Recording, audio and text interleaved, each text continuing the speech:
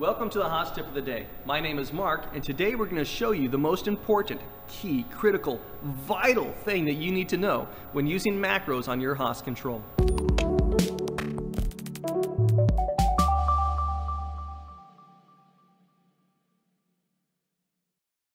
Now I've written a short macro for us, and I've put that macro onto our control and onto our whiteboard.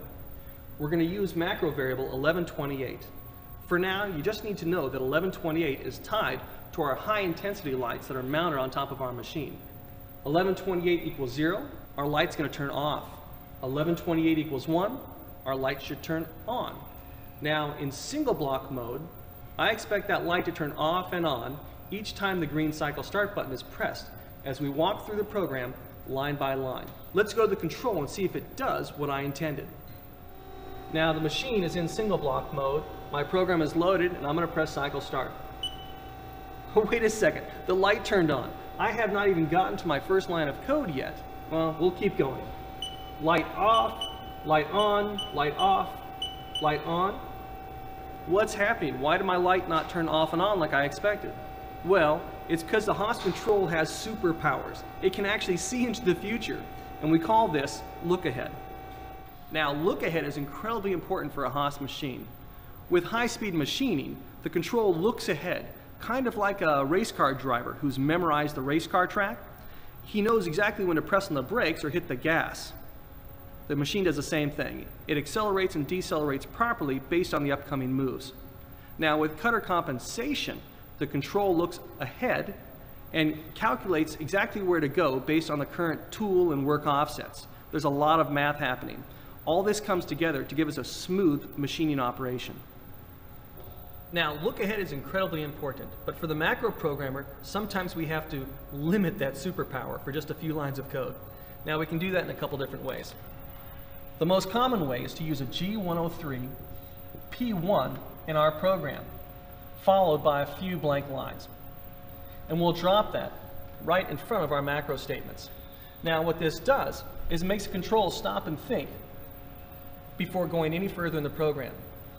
When we're done with our macro statements, we want to turn look ahead back on with a plain G103.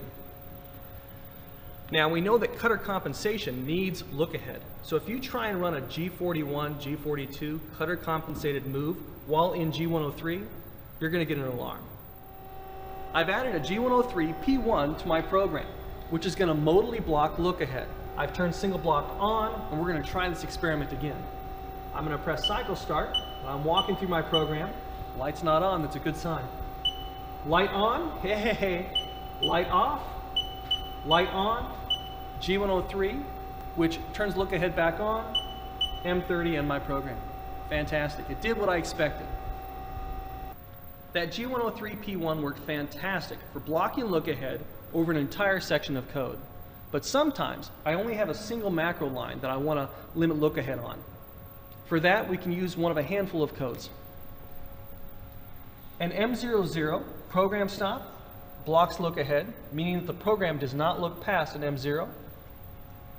An M01 op stop blocks look ahead, and incidentally, a /, our block delete, will also limit look ahead. Now, because these codes limit look ahead, none of them can be used inside of a G41 or G42 cutter compensated move. But for the macro programmer, we use them.